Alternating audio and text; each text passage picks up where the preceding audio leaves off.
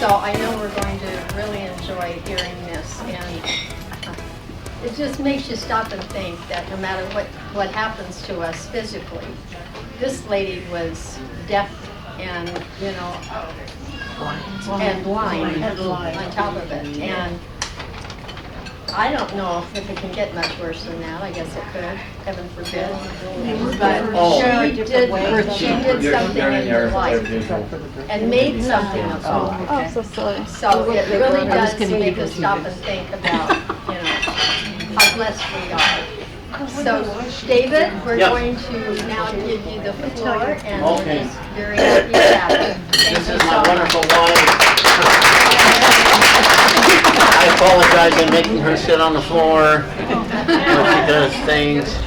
She can get a chair. Well, I don't want her to block. But anyway, it's wonderful that my wife is here.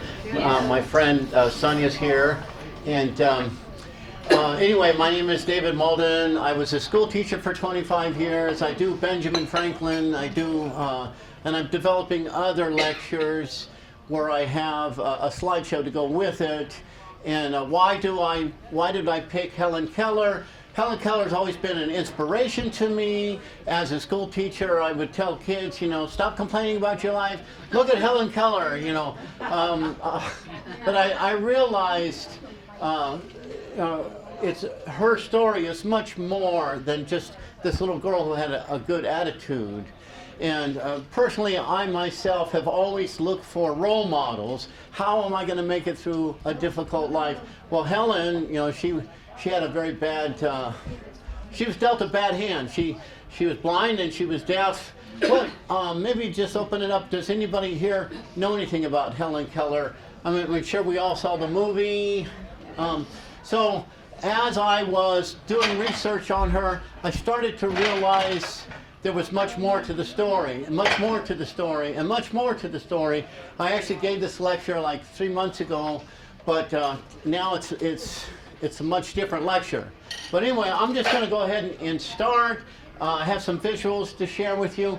And as I was doing research on the story, at first it was the life and legacy of Helen Keller, but really it's the life of Helen and Annie Sullivan. It really is. So go ahead and change the slide. You know, what's the setting? The setting, primarily, it's she was born in 1880. Annie was born in the 1860s. It's on the East Coast, and it kind of it involves the era of the Reconstruction and the Industrial Revolution and the Gilded Age. These people are actually involved in Helen's life. Turn the page. Okay, here's something Helen said. I have 4 things to learn in life. And she wrote this in 1894. To think clearly without hurry or confusion, to love everybody sincerely, and to act in everything with the highest motives, and to trust in dear God unhesitatingly.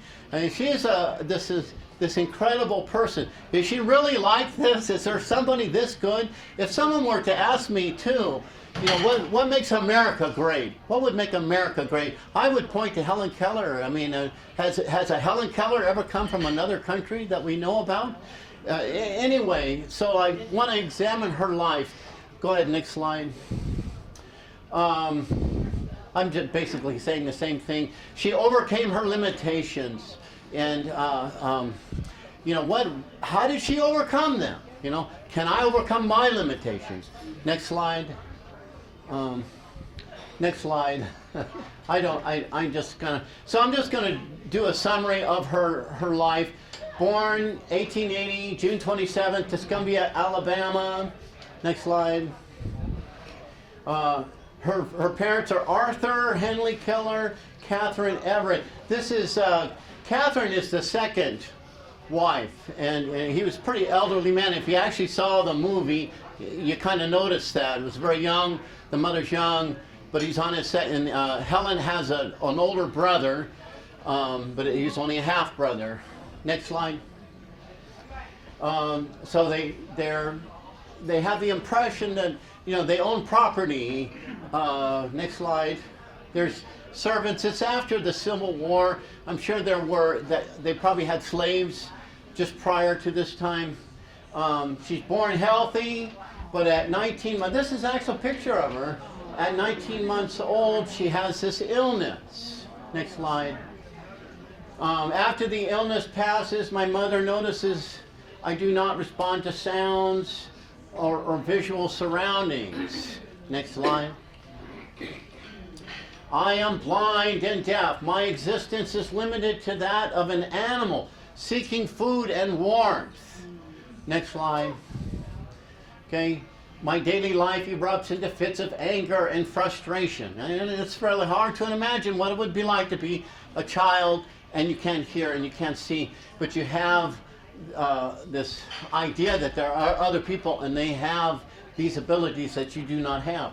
Next slide. Life for me is a prison. Okay? So it's limited. I'm cold. It's limited. I'm hungry. That's about it. Next slide. One day, a stranger comes. Okay? Annie Sullivan, and this is from the movie. Next slide. Her name's Annie Mansfield Sullivan. She tries to teach me the names of things by spelling the words in her fingers and placed in my hand. It's confusing to me. I do not understand the connection between the object she has me touch and the finger motion she makes. Next slide. She led me out to the pump house and made me hold a cup and poured the water into the cup with her hand and spelled W-A-T-E-R. Next slide. All at once there was a strange stir within me, a misty consciousness. What had happened was before she got sick, she was actually saying words. Wah, wah. She was starting to say wah. She knew these things, and so she remembered them. Next slide. A sense of something remembered, as if it had come back to life after being dead. Next slide. I understood that what was flowing over my hands was water. Immediately a great change had taken place within me. Nothingness was blotted out. I felt joyous, strong, equal to my limitations. Next slide. So, when the Son of Consciousness, these are her words. When the Son of Consciousness first shone upon me, behold a miracle, the stock of my young life had perished. Now steeped in the waters of knowledge, grew again, budded again, was sweet again with the blossoms of childhood. Down in the depths of my being I cried, it is good to be alive. I held out two trembling hands to life, and in vain would they silence impose upon me dumbness henceforth. So, yes, this is Helen writing about this 10 years after. So she has a tremendous vocabulary, and this experience, she has this experience. It's like a religious experience. She just comes into a consciousness, and this experience is kind of what she will recreate her whole life. Next slide. So anyway, Annie does not follow a curriculum that she's... Okay, this is Annie. So she doesn't have a regular curriculum. What she does is she takes Helen out every day and she gives her an object, and then she waits for Helen to ask her questions, and then it just goes from there. Next slide. Okay, so where did Annie come from? She came from the Perkins School of the Blind, and it's a place in Boston, Massachusetts, and she convinces Helen's parents, send her to this school. Next slide. So here are some things. Now this is the School for the Blind. What are they studying here? It's a big giant globe, so they're studying geography. They're studying math. This is how the blind do math and geography. Next slide. This is science. Music. Next slide. David? Yeah. Did you not say when you just mentioned about Annie being blind? Did she not have a surgery that restored her? Yeah, and I'm going to get to that. So, that's right. They have physical fitness, and soon Helen's there, and she can outread and write kids who don't have those disabilities. So this is kind of a miracle. All right, next slide. Okay. Now, why is Helen so popular? all, everybody heard about Helen. The worldwide, the Queen of England wants to meet Helen. It's this guy here, Alexander Graham Bell. He's the one who actually got in contact with Helen, and he is very much involved in working with the deaf. And he sees Helen as a way to get work done on behalf of the deaf. Next line.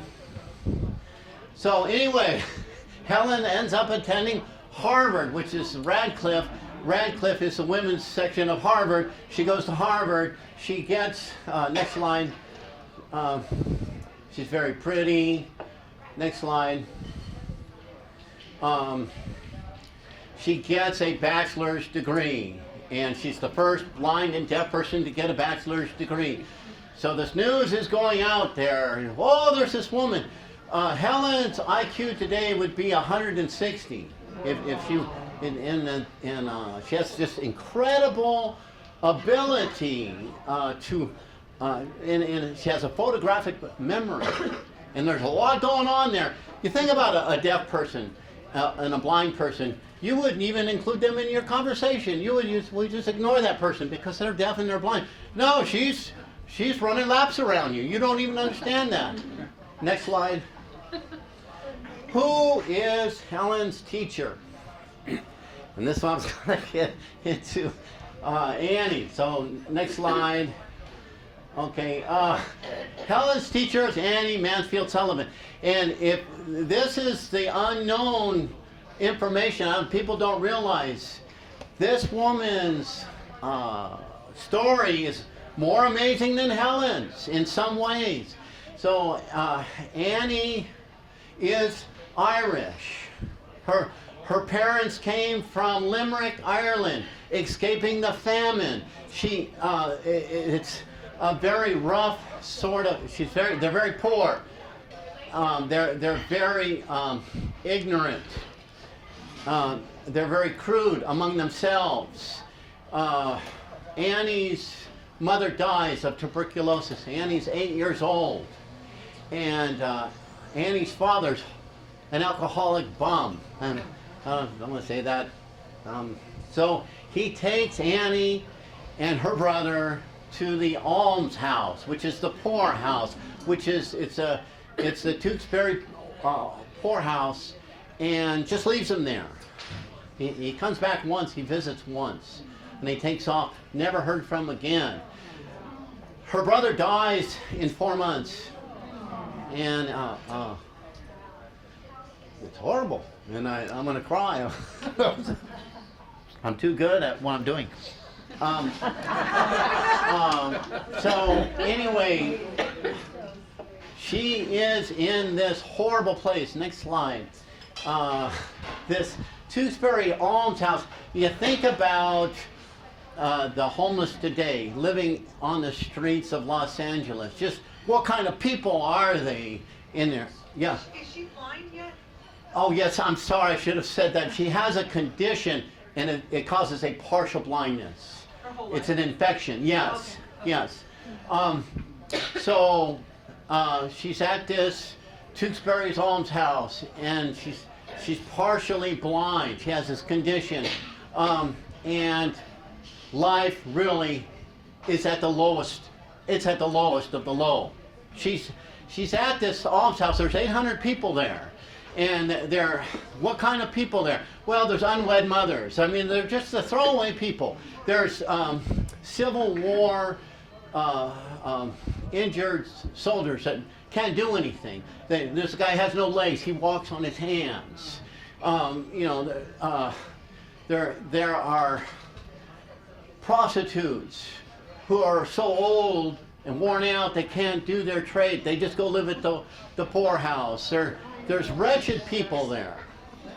Eight-year-old little girl there. Her family just dumped her there. Okay. Next slide. Someone tells Annie there, because she's blind. She has a condition where she's blind. They say, there's a school in Boston, and it's for blind children. You should be able to go to that school. You know, but there's no agency to help her. And they said once a year there's this man, Mr. Sanborn. He comes. He's in charge of the state. He comes and he inspects the almshouse once a year. Him and these fine ladies, they come and they want to make sure everything's being done correctly at the almshouse. Which when you come once a year, you know he's coming in 2 weeks. We got to clean this place up, and we got to hide the fact that there's all this corruption going on. I guess there's a man who worked in the kitchen. If you were a pretty girl, he'd give you more food, but he wants something back for that. That's just the kind of place. Now, anyway, so Mr. Sanborn is there, and he's walking around. And Annie starts to follow him around, and she yells out, "I want to go to school." So, sorry.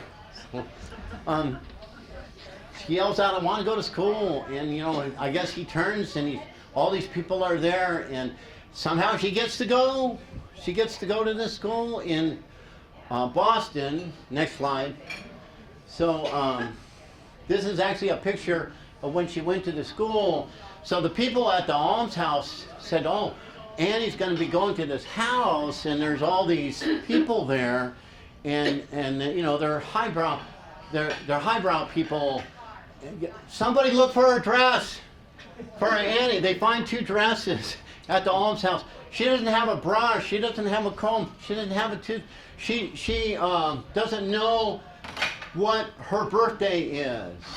And they tell her, and they said, "Don't tell anybody you were here," because they know what's going to happen to her if she tells them she was from the poorhouse. Okay.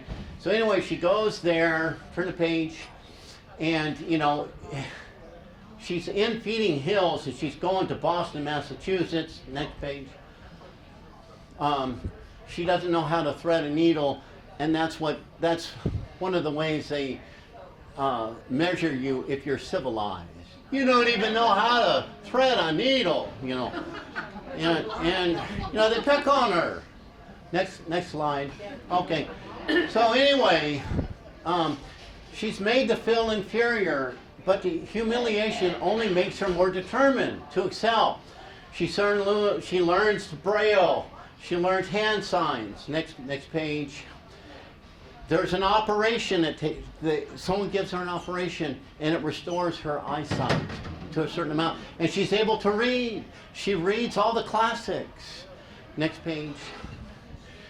In 1886, Annie Mansfield Sullivan graduates at 20 years of age, valedictorian of her class. It's an amazing story.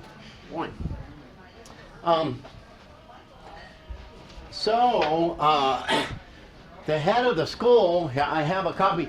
There's a website that actually has the letters involving Annie and Helen and all the people around them. And you can actually go to this website and pull up the letters. And I actually pulled it up. You can see the beautiful handwriting. And it's a letter from the administrator of the school, Mr. Anagos. He says, "There's this guy down in Tuscumbia, and he wants somebody to go down there and work with his daughter. Would you be willing to go work with his daughter?" Here's the letter. Isn't that amazing? So Annie goes. Next slide. So this is the letter. This is Mr. Anagos, and he's part of the reason why Helen becomes very popular. Next slide. Now this is Alexander Graham Bell. He opens up a trust in Helen's name. Next slide. Okay, and I wanted to point this out. So Annie has made it this far, and what happens to Annie is she still has these coarse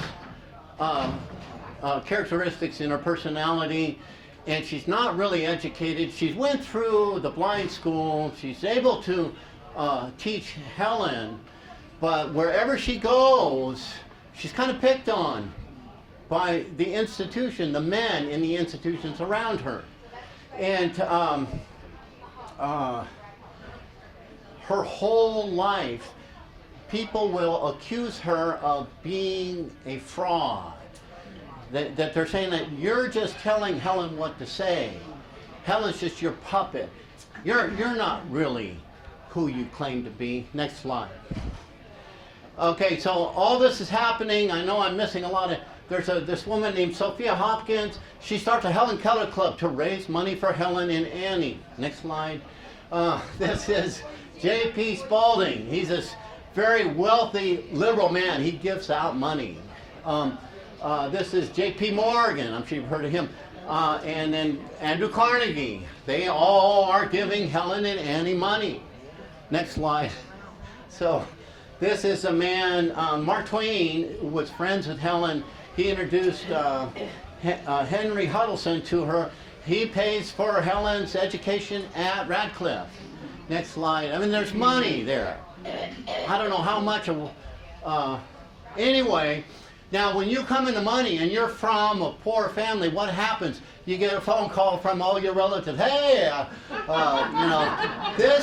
this is Helen's father, Arthur. Remember him? There's a letter on that website I was telling you about. And he needs $15,000 from one of Helen's rich friends because what happens, he borrowed money off that Spalding guy and he died and then the family wants it back. And which would be $400,000 in today's money. He wants that money, and if he doesn't get that money, he's going to take Helen and put her in the carnival circuit, and people will come and pay. You bet, Yeah, this is Helen's father. This is Helen's father. Anyway, he died a month after he wrote the letter. All right, turn the page. Oh, and I didn't tell you too. You didn't give him the money, though. No, I don't know. I really don't know what happened. Sometimes Helen was getting paid for things that she did, like she made an illustration for a magazine or someone gave her some money, but it came through the family's mail. He just put it in his pocket. She said, I want that money for something else. No, Anyway, while she's at Radcliffe, she's already being interviewed, and she's already writing articles. And she gets paid $100 for an article, which is $3,000 today, which is not bad. So anyway, I have some magazines. Now, this is an antique club, right? Yeah. Okay, so this is a 1905 magazine. It's a snapshot. Here's an article Annie wrote, or Helen wrote. What am I doing? There's all these different things. If you read them, they're very interesting. Here's one from 1933. Her and Annie are riding horses in Central Park. If you see, they're very, they're dressed in the best clothes, and they're living a pretty good life. Anyway, so. Hope I didn't get too far up. Next slide. Okay, after she leaves Radcliffe, she buys this house. Her and Annie buy this house, and it's like 7 acres of property, and it's a very nice property. So they're doing pretty good. Where they got the money, I'm not sure. People had given them gifts. And there's something else I need to tell you more, but just remember this house. This is after she got her degree. Turn the page. Next slide. Here's the story of my life. Now, when she's writing the story of her life, which I have a copy of it right here, she's basically addressing the issue that her and Annie are frauds, and she's explaining, what really happened. What's the real story? Okay. Next slide. Okay, now she goes on to write 14 books, and if you read these books, it will clear out any idea in your mind that she's a fraud. Yes? She used a Braille typewriter when she did her autograph, which right here, she actually spelled out block letters. So I'll talk about this a little bit more. She used a Braille typewriter or a regular typewriter. She would have someone proofread it and say, oh, you messed up here. Next slide. Anyway, but if you read these books, you start to realize she really does have 160 IQ. She's miles higher. Her vocabulary, her ability to address a topic. I mean, it just, oh wow, she really is smart. Okay. Now, if you read these books, one of these books, maybe it's this one, The World I Live In, she talks about how a blind person interacts with their environment. And when you start to read this, you start to realize that we are missing out on consciousness because we use our eyes and we use our ears and we make judgments. But if we didn't have these abilities, we would see life in a much different way. And she actually could see. And if you read these books, you start to understand how she interprets her environment through vibration, through sound, through smell. It's a pretty amazing thing. I was a school teacher. Sometimes you get a kid and you say, oh, that kid, he's just so stupid. Sit over there.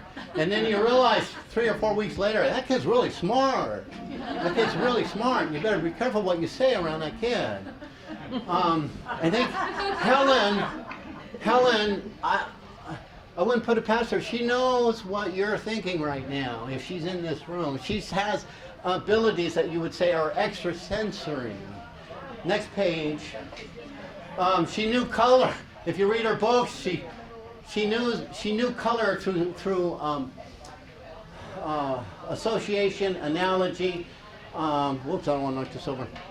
Pink is like the baby's cheek or a soft southern breeze. Gray is like the soft shawl around the shoulders. Yellow is like the sun. It means life and it is rich in promise. There are 2 kinds of brown. She is able to describe color. Turn the page. Okay, after she leaves Radcliffe, after she gets her degree, she goes to Hollywood. They make a movie, and then after that, her and Annie go to vaudeville, which I'm not sure where is vaudeville. New York? I don't know, but anyway, that she's paid $2,000 a week, which is big money back then. And her and Annie come out, and so it was only a half an hour. They describe what happened, and then they take questions. And the pathetic thing is people always ask the same questions. How can you tell if it's nighttime? You know. Turn the page. Okay. Helen, whenever you saw a picture of Helen as a child, it was her profile, because her left eye was deformed.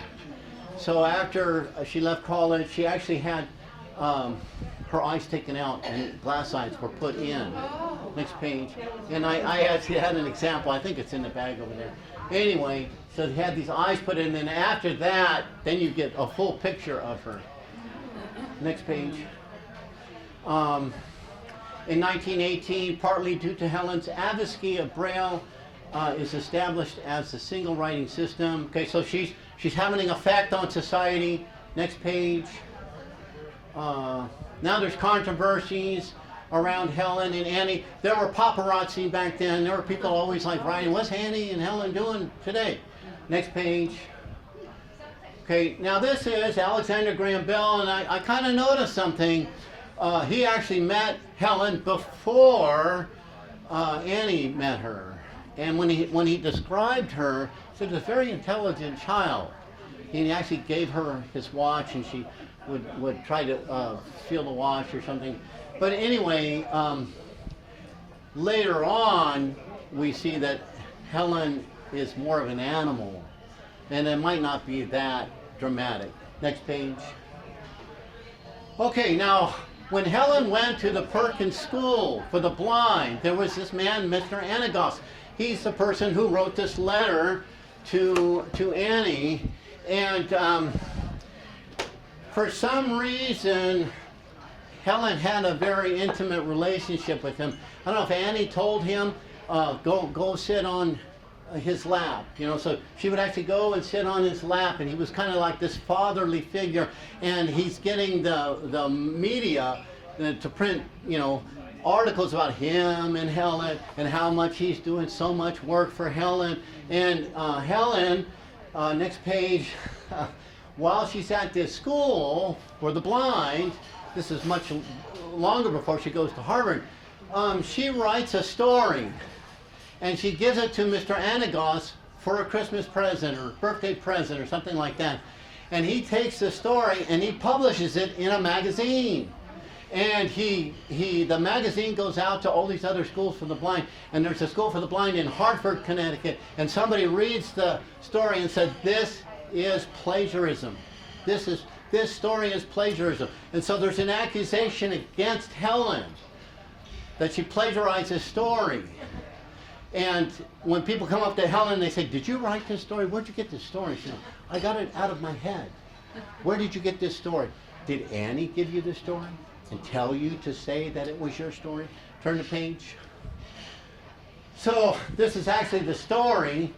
And if you read the stories, you can go on the internet, and there's a YouTube video, and it'll read to you both stories, and they are identical. They're identical.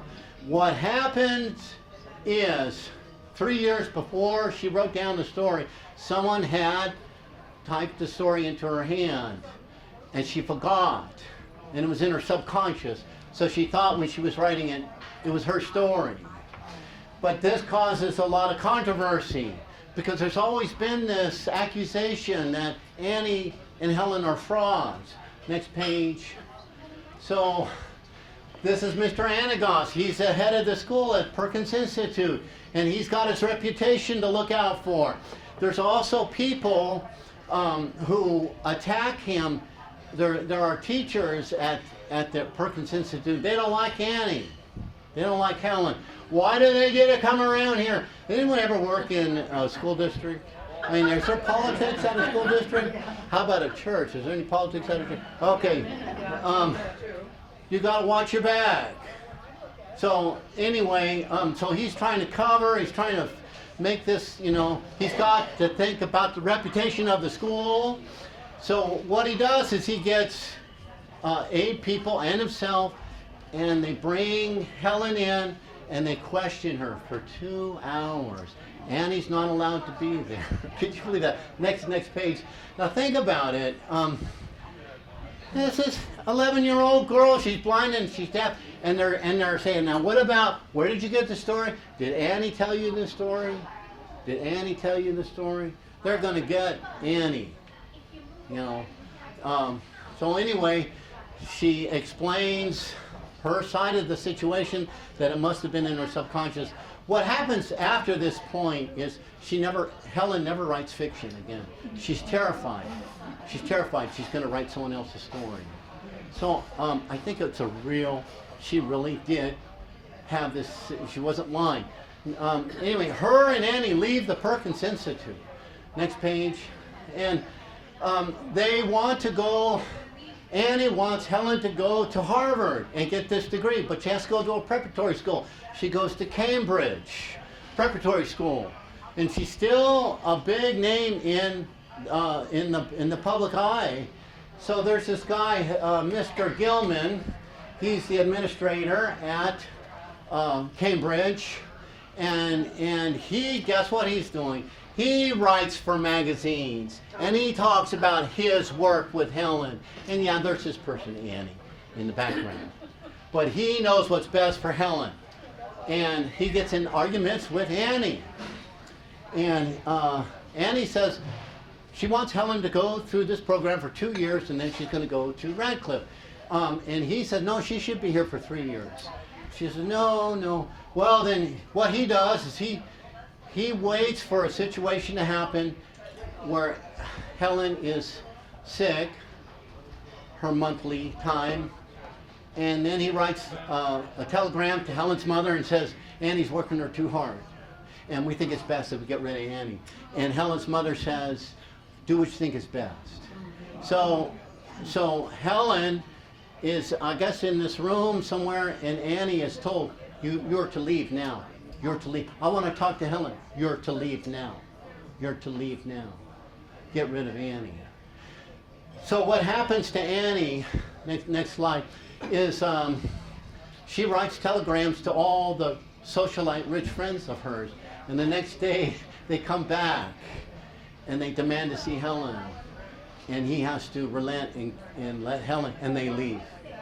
They leave. And she finishes her preparatory education living at some rich person's house. Now think about this. What would Annie do without Helen? What would Annie do? She's a woman. She's got limited education. She's a limited sight. You know, they want to get rid of her so I can get the glory and say, look what I've done with Helen. I did all this work with Helen. But anyway, that's a horrible thing to do. Would someone do that to another person? Yes, they would. Next page. Next page. Okay. So now this is after Radcliffe. This is after she got her degree. They bought this house. Who's this guy? His name is John Macy. I actually have his autograph here. He married Annie. After convincing her that he really loved her, he married Annie. And they all live in this house together. Alexander Graham Bell was telling Helen that, you know, Annie's married now. You need to go off and build your own nest. And Helen wants to stay with Annie. And so here's Annie, and she's got her hands on him. He's 28 years old, and Annie's 38 years old. Helen's 24 years old. And it's a strange situation when they present it to the public. You know, we're the parents, this is our daughter, kind of a thing. Anyway, Helen years later says it was the happiest time of her life, living in this house together. But Annie and John do not get along. People have said that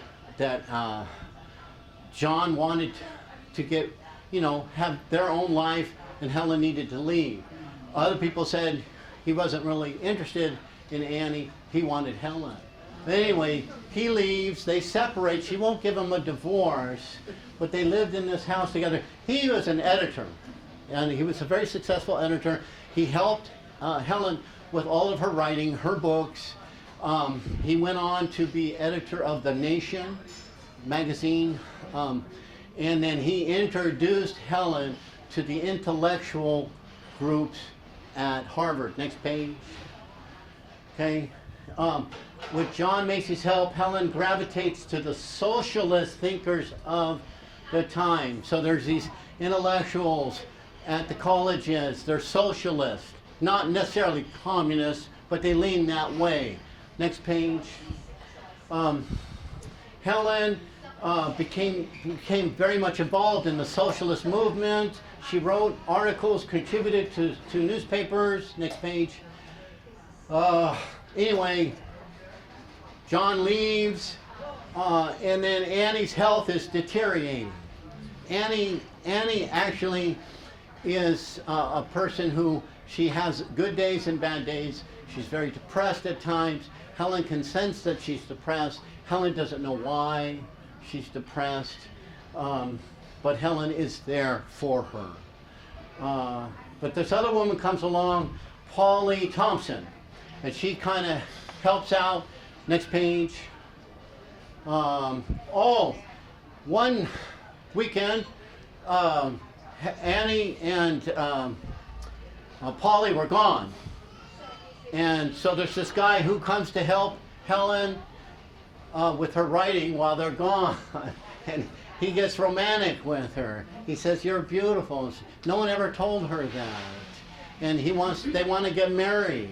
They go run off to get married. But the parents find out, and they're from the South. And so Helen's brother shows up with a shotgun and says, "You better get out of here or I'm going to kill you." So, this guy leaves, and it breaks Helen's heart. Next page. So, Years later, Helen becomes aware of the plight of the poor and the disenfranchised of the world. She establishes an organization committed to research for vision, health, nutrition. She's an advocate for people with disabilities and numerous other causes. She's a suffragist. Women need the right to vote. She says not being able to vote is worse than being blind. And I have this here. This is a letter that she wrote. Here, she signed it down here. And I think she typed out each letter personally. And she's talking about to this man who I guess he had contributed before to the American Foundation of the Blind, and she's asking for more money. How much money was she able to keep for herself? I'm not sure. Next page. But she finds out that there's blindness. A lot of time it's preventable, but because it's in the lower classes, it's due to industrial accidents. That employers don't have the proper restrictions or, things to keep people from getting a splinter in their eye or losing a hand or something. Prostitution brings on syphilis, which is spread onto the babies that are born, and that causes blindness. So she said, we can prevent these things. And so she actually does. There actually is things that go on that actually prevented the blindness of these babies. Next page. Anyway, next page. Now this is a quote from her. The most pathetic person. Okay. Helen is filled with optimism.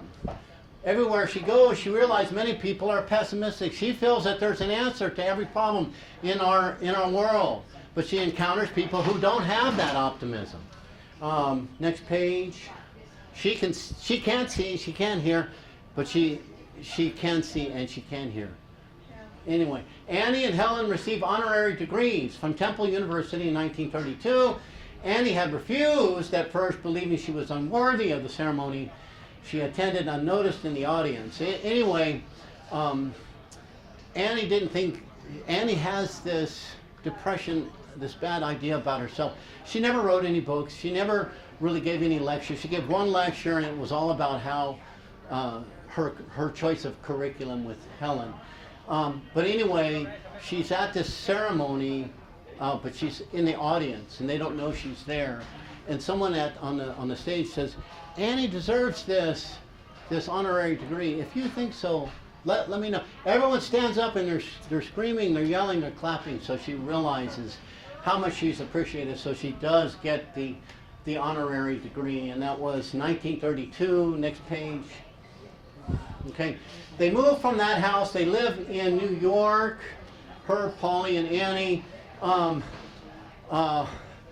At this point, her finances get strained, and what she does is she goes up to Andrew Carnegie, and says, "I remember you said that you would give me a pension. I need that pension." So she has a pension to live off of. Next page. Okay, now you remember the Perkins Institute, where she left because Mr. Anagos had accused her of plagiarism. Well, that kind of went back on him, because today if you go on the website, it's all about Helen and Annie. And even in the 1950s, they dedicated a building to Annie and Helen. So Annie had already died. Helen went there for the dedication. Next page. Okay, there's the Helen Keller International. This is an organization that goes to other countries and helps the disabled and the blind people there. And it still is in function today. Next page. Helen is a founding member of the American Civil Liberties Union. Don't shoot me. When one comes to think of it, there are no such things as divine, immutable, or inalienable rights. Rights are things we get when we are strong enough to make good our claim on them. Next page. Okay, so Helen, this is World War I and World War II. Helen was very concerned about the people who were injured, and she would go into the hospitals and she would visit with the soldiers who were injured, and that's where I got this autograph. it had come from a soldier who Annie had visited.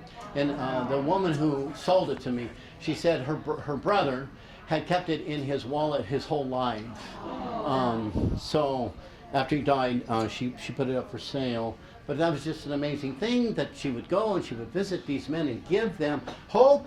I mean, you're sitting in the hospital, you can't see anymore. Why should you live? Why live anymore? Next page. Annie dies at the age of 70 in 1936. Her health was not good. She struggled with health issues. When she dies, Helen is holding her hand. Next page. Now, after Annie had died, Helen says that Annie came to her in a dream or a vision and said, you need to continue the work that we started. And so right away, like a month after Annie had died, Helen is traveling the world. She's going all over the world. This is actually a list that Helen made. I copied it. But what year she went to all these different countries. She's very popular worldwide. She's going to all these countries, and she's what do you have for the blind here? What do you have for the disabled? Do you know that they are not limited, that they are able people? Next page. So the handicapped are not limited in their capabilities. There she is, and there's thousands of people want to come out and see her. Next page. Okay, now this person is a deaf swimmer. She swam the English Channel. It just shows you a deaf person can do stuff. Next page. Here is this woman. She was deaf and she was Miss America. Next page. This woman is deaf and she was an actress and a director. Next page. Here's a person. She's blind. She's legally blind. She's an Olympic runner. Yeah. Next page. Okay, here's a guy. He's blind and he golfs. The terrifying thing I think of, what if he kicked my ass? I'm out there. He's a blind guy. He's blind and he beat me. All right, turn page. Okay, there's all kinds. There's a website. All these different scientists who are blind, and they specialize in their own field. So these are things that may have been influenced by Helen Keller. Next page. Okay, now these are just pictures. Who's this right here? Anybody? Frank Sinatra. And he looks like he's just really paying attention to her. Who's this? I heard she met every president. Kennedy. Okay, turn page. Eisenhower. And the way she would say hi is she put... and the thing about, one of the things I read about Helen, she said this, that one time she was in a train station and this woman ran up and said, "I love you," and gave her a hug and left. And she said, I could still recognize who that woman was because of the way she smelled and the way she felt. And then when she touched your face, she's going to remember who you are by the way your face felt. She's going to remember, So, next slide. Okay, traveling the world. Here, these are the Zulu warriors. They gave her a shield. So she had all these things in her house that she had collected over the years. Next page. Okay, now she could, if there was a singer, she could put her hand on the singer's throat and the mouth, and she could hear through the vibration. Okay, she put her hand on a speaker, and she could hear the music through the vibration. That's how she would hear. Next page. Okay, now she would smell. She loved to go out into nature. She would hug a tree. She smells flowers. Next page. Okay, she's very popular in Japan. Next page. Okay, this was a a very famous dance teacher, Twyla Thorpe, and she went there and she participated in a dance. And she could feel the vibrations. She could feel people. She's part of it. She's a part of what's going on. Turn the page. Okay, this is the last house she lived in. It was in Connecticut, and they built this little pathway. Every morning she would get up and she would walk along the pathway by herself. Her dogs would be with her, and she had little rituals that she would go through, and as she interacted with nature. Next page. Okay, if you go on YouTube, there's a documentary about her, and she got an Academy Award for it. Next page. This is her daily life at that home, answering letters.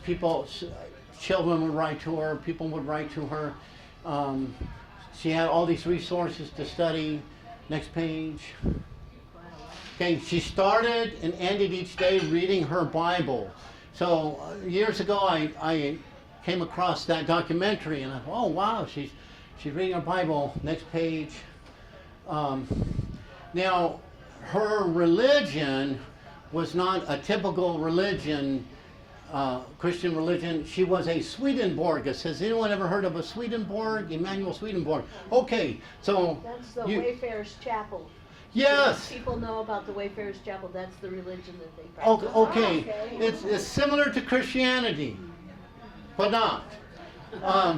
So, where did it come from? When she was 12 years old, she met this man. He was Alexander Graham Bell's secretary, John Hetz. And Helen had questions. Tell me about God. Why are we here? What is life all about? And she wanted answers. Her dad was a Presbyterian, probably not practicing. Her mom was a Episcopalian, and she immediately dropped her parents' religion, and she embraced the Swedenborg religion. Turn the page. Now, who else is a Swedenborg? The only other Swedenborgist I've ever known is Johnny Appleseed. And I was like, have you ever, the Walt Disney story, it shows him with his Bible. And he says, the Lord is good to me. He's got a message from the Lord to everybody he meets. Turn the page. So this is Emanuel Swedenborg. And at 16 years old, she embraced that religion and she held to it her whole life. Annie did not. Annie was not religious. And she was always a positive influence to try to get Annie to be a person who appreciated life. Okay, turn the page. Now here, these are the points of Swedenborgism, but there's one part here. She believed that there was angels everywhere, and angels are in this room right now. And if we were conscious, we would know that they were there. But I like their version of hell. Hell is a place of reflection. Go sit in the corner and think about what you did. That's hell. Okay, turn the page. Okay, now, was Helen ever unhappy? There's a few times that she does come out. You could find, she said, no one knows, no one can know the bitter denials of limitation better than I do. I am not deceived about my situation. It is not true that I'm never sad or rebellious. So she did have these moments. I think I read a quote. She said she felt like a shadow amongst shadows. Turn the page. Okay, Helen said she was aware of an unseen world, children laughing, trees, singing, birds. I have a joyous sense of immortality. Life in the other world is just as filled with change and wonder as it is on earth. Turn the page. Okay, now these are just pictures. Here she is riding a bike. Here she is on a horse. Here she is dancing with Polly. Turn the page. And these are just pictures. Go ahead and just kind of scroll through. Okay, here she is. This is Australia. Everybody wants to get up to her. Here, here's a picture of Annie. She does not look good in that picture. Turn the page. Here she is with friends. Turn the page. Okay, this was in the documentary, and I noticed as she's walking along, she grabs hold of this bush or tree, and it looks like she's talking to it. I wonder if she did that, but that's how she interacted with nature. Turn the page. Keep your face to the sunshine and you cannot see the shadows. Turn the page. The highest result of education is tolerance. Turn the page. Security is mostly superstition. It does not exist in nature. That's a profound thing to say. Turn the page. The most beautiful things in the world cannot be seen or even touched.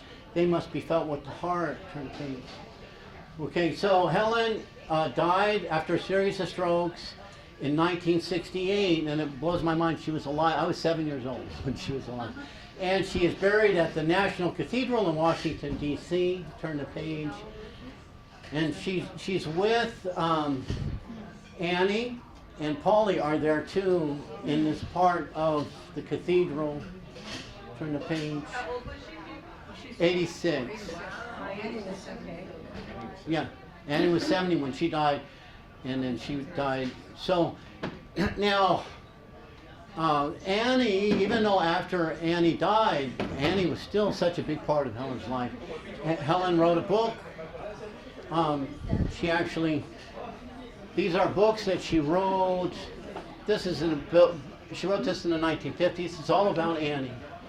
This book was 1930s. It's dedicated to Annie.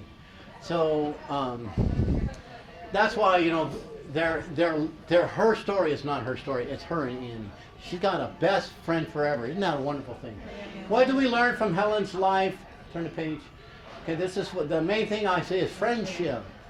That's the main thing. Do you know, take care of your friendship.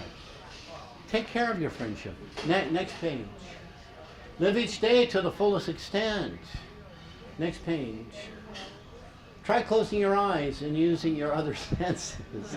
Now it's going to, I'm through with the slideshow. I was going to ask you if you would come up. If you would come up here. And I have a little activity here.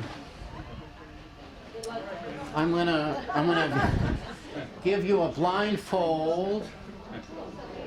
Okay, oh, it was you. I'm sorry. Come on up. And I'm gonna give you some objects and then have you identify the objects. So come stand right here. And what was your name again? Beverly. Okay. Okay. Could you wear this?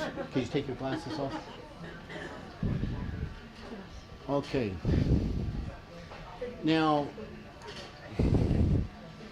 I'm just going to grab some objects in here, and some are easy, some might not be so easy. Okay, so I'm going to have you identify this object here. And you're allowed to smell it. An orange. Give her an applause. Okay. Okay. All right. Here's another. Pear. A pear. Give her an applause. Okay. Okay. They get harder. Be careful. Is there a lime or lemon? She got a lime. Okay. IQ 165. Everything is off. Now this is a fruit, but it's a very particular fruit. It's a particular fruit. I'll let you. Smell it. Well, some people think it's a vegetable. Well, she can smell. You can smell. Like pepper. You can smell it, Deb. No. What did she say? She said it was. She said it was a pepper. Oh, pepper. Okay. It's an heirloom tomato. Okay. All right. You got 3 out of 4. You're gonna keep going. Keep going. All right.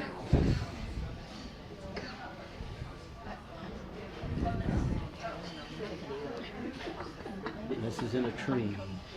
They fall out of trees. You can smell it.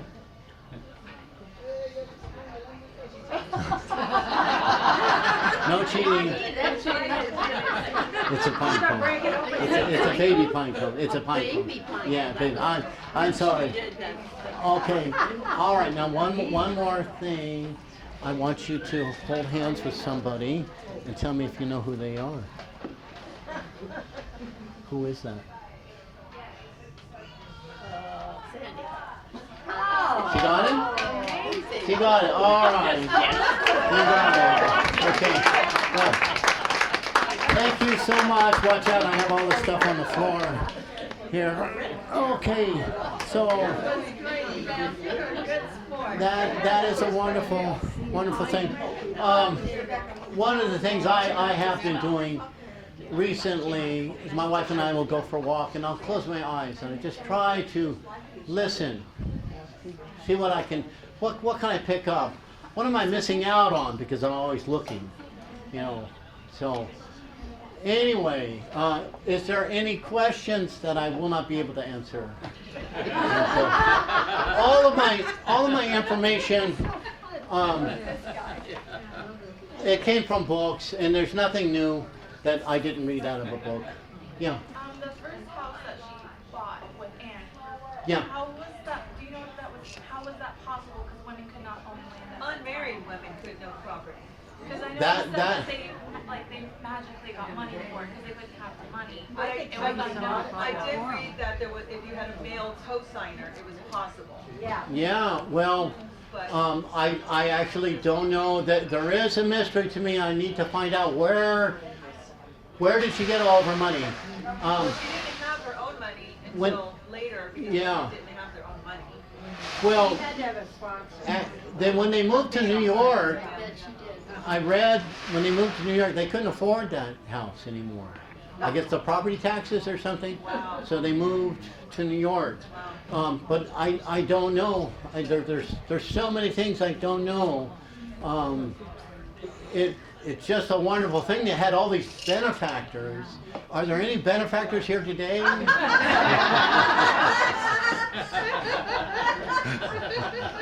Thank you so much. Oh, you're welcome. Thank you so much. Thank you. It's my wife. She helps me. She's my best friend. Okay. All right. Thank you so much. Thank you. Thank you. Oh, David, yeah. could she talk? She could. She learned how to talk. You can go on the YouTube. But she couldn't. Like it wasn't. She didn't know how to do inflection because she can't hear. So she never was able to talk at a rate where other people could really understand her. If you were around her all day long and she was talking, you could understand her. But the average person couldn't understand her. I like learning baby talk when you talk to a little kid that barely speaks. Yeah. It's just hard to figure out, oh, that sort of sounds like, but it isn't quite this. Yeah, yeah. And that really, she made a tremendous effort to do it, but she was never able to. You know, well, thank you so much. Thank you.